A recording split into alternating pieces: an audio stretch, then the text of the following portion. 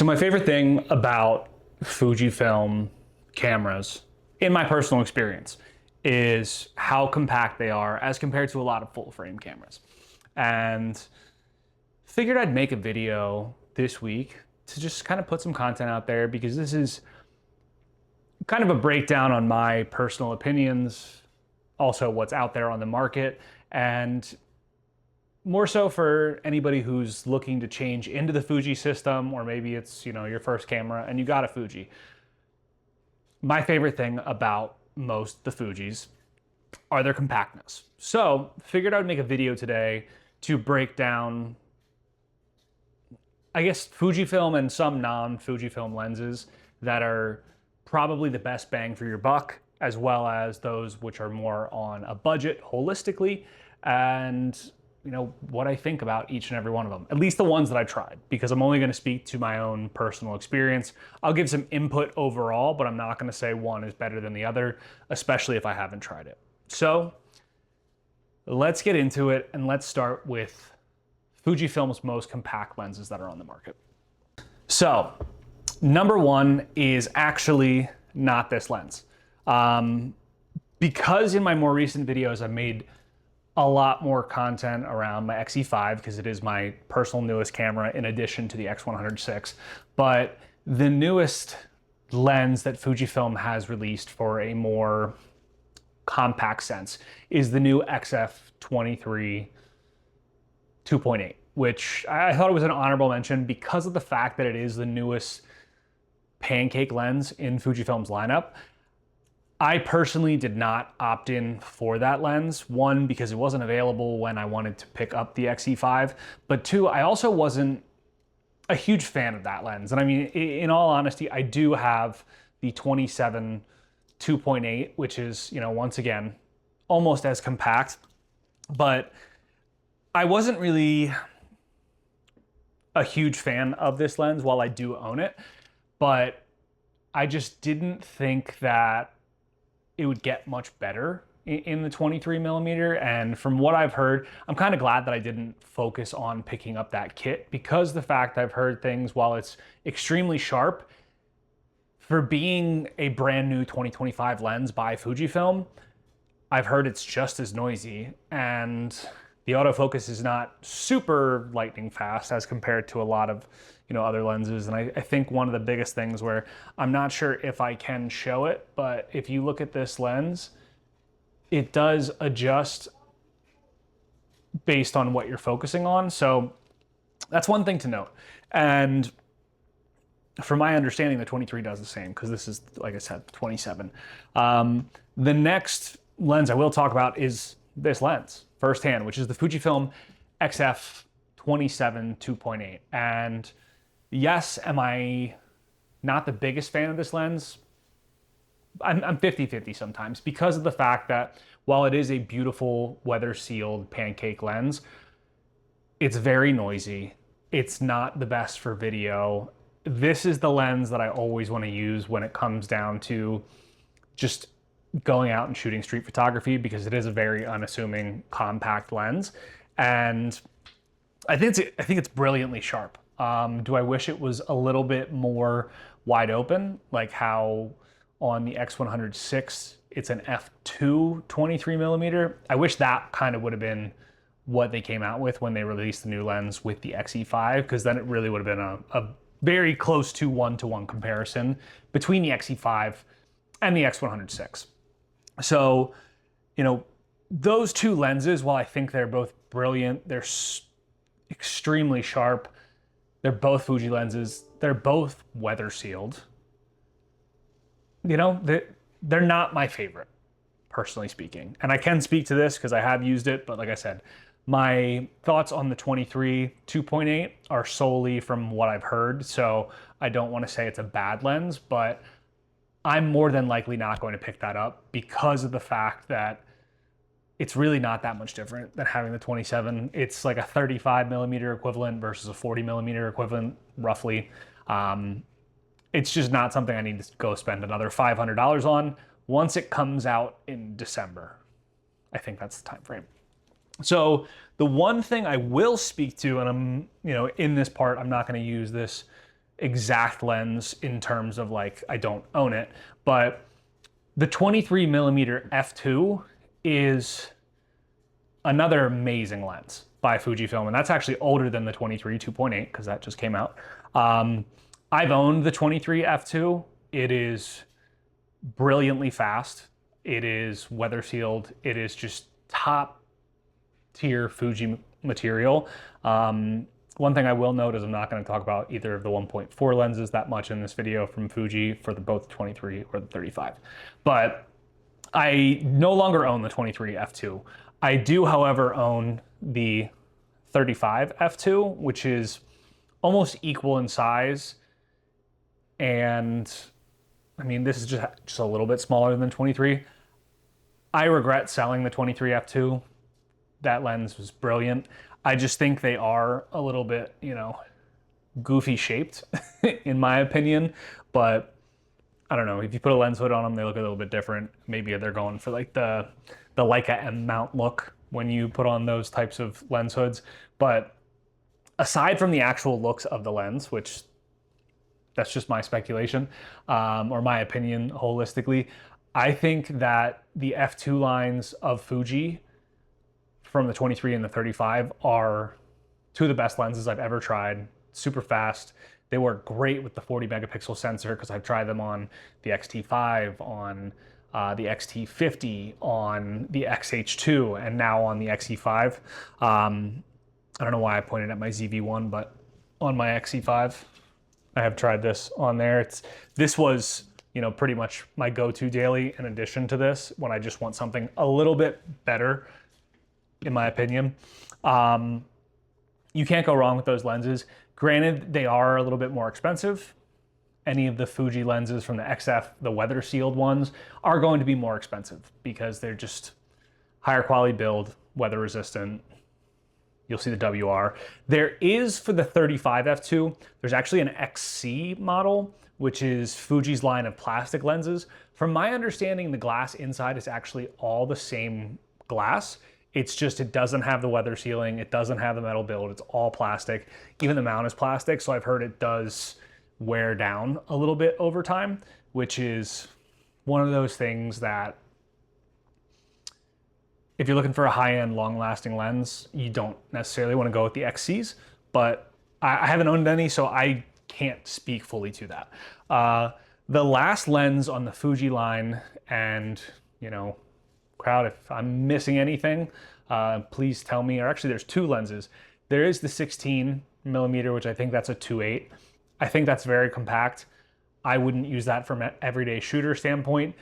And I know the 18 f2 is very compact. I wish that the form factor with the f2s was the same as the 18, because I know that is much more pancake style. I don't know too much about those lenses. I don't like that wide open, you know, field of view. I like things to be a little bit more tight. The 35 is probably my favorite because it's a 50 equivalent. The 23 and the 27 I'm also okay with because they're just brilliant lenses, and they're a great option. So it really is dependent on what you're looking for, but I can't speak too much to the 16 and the 18, which I think, you know, they both look great. I just haven't personally tried them, nor will I probably pick them up. So that in all, you know, breakdown, there's a lot of lenses you can pick for if you want a Fuji lens itself.